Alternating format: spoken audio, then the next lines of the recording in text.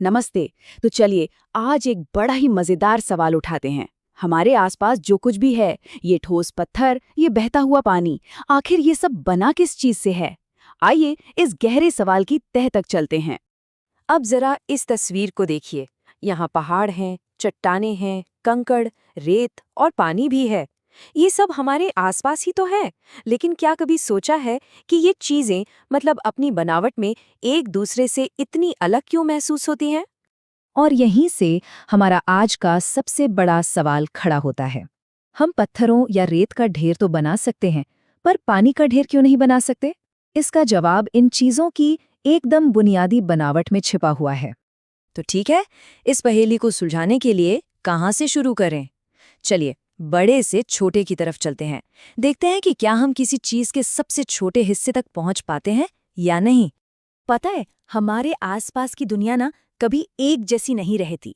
सब कुछ बदल रहा है हर पल। यहाँ तक कि ये जो बड़े बड़े विशाल पहाड़ दिखते हैं, वो भी हमेशा ऐसे नहीं रहते। एक प्रोसेस होता है जिसे अपरदन कहते हैं, जिसमें वक्त के साथ साथ बड़ी बड़ी चट्टानें टूटती रहती हैं। सोचिए, लाखों साल पहले ये विशाल पहाड़, फिर क्या होता है? चट्टानें टूटती हैं, नदियां उन टुकड़ों को अपने साथ बहाकर ले जाती हैं। रास्ते में ये टुकड़े एक दूसरे से टकरा टकरा कर और छोटे होते जाते हैं। पहले कंकड़ बनते हैं और फिर घिस घिस कर रेत के बारीक कण बन जाते हैं। तो अब सवाल ये उठता है कि रेत के ये जो कण हैं, क्या ये कहानी का अंत है? क्या ये किसी चट्टान की सबसे छोटी इकाई है? या क्या हम इन्हें और भी छोटे टुकड़ों में तोड़ सकते हैं? चलिए इसको समझने के लिए एक छोटा सा बड़ा आसान सा एक्सपेरिमेंट करते हैं। इसके लिए हमें चाहिए बस एक चॉक। करना बस इतना है कि एक चॉक का टुकड़ा लीजिए, उसे तोड़िए और तोड़ते जाइए जब तक कि वो एकदम बारीक पाउडर ना बन जाए। और फिर उस पाउडर को एक मैग्नीफाइंग लेंस से देखिए। क्या लगता है, क्या दिखेगा? एक तरफ है साबुत चॉक और दूसरी तरफ उसका पाउडर। सबसे जरूरी बात पता है क्या है? ये कि पीसने के बाद भी हर एक छोटा सा कण वो है तो अभी भी चॉक ही। ये बस एक फिजिकल चेंज है, कोई नई चीज नहीं बनी, सिर्फ आकार छोटा हो गया है। लेंस के नीचे हमें चॉक के बहुत ही छोटे छोटे कण दिखाई देते हैं। पर यहाँ रुककर एक बार सोचिए, क्या सच में यही अंत है? थ्योरी तो यही कहती है कि हम इन्हें और भी छोटे, उन बुनियादी कणों में तोड़ सकते हैं जिनसे ये चॉक असल में बना है। अच्छा, अब एक दूसरे एक्सपेरिमेंट पर आते हैं जो हमें पदार्थ के एक और गुण के बारे में बताएगा। ये तो हम सब ने कभी ना कभी किया ही होगा। एक ग्लास पानी लिया, उसमें थोड़ी चीनी डाली और चम्मच से घोलना शुरू कर दिया। देखते ही देखते चीनी घुलने लगती है और फिर पूरी तरह से गायब हो जाती है।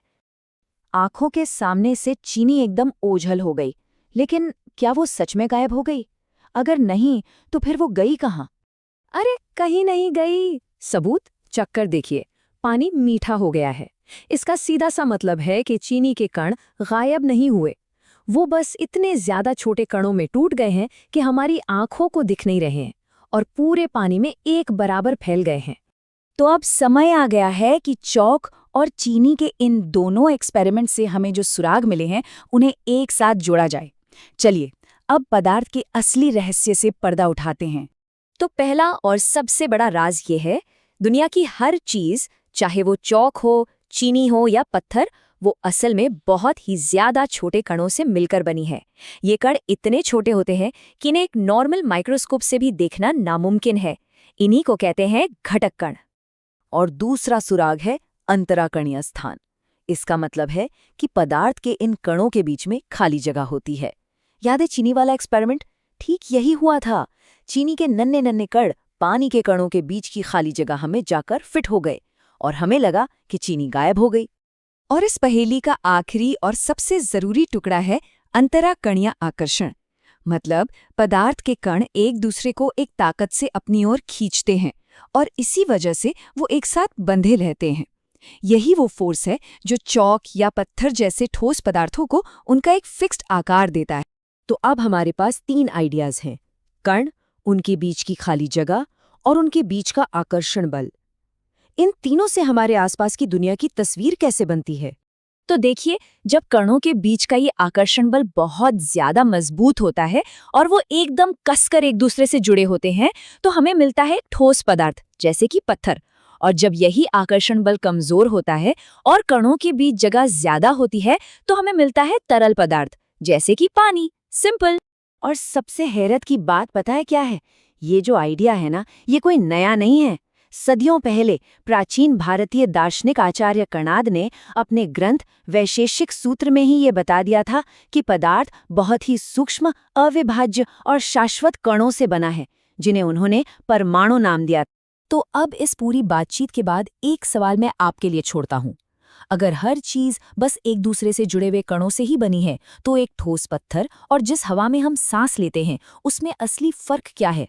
इसका जवाब उन्हीं कणों के खेल में छिपा है। सोचिएगा जरूर।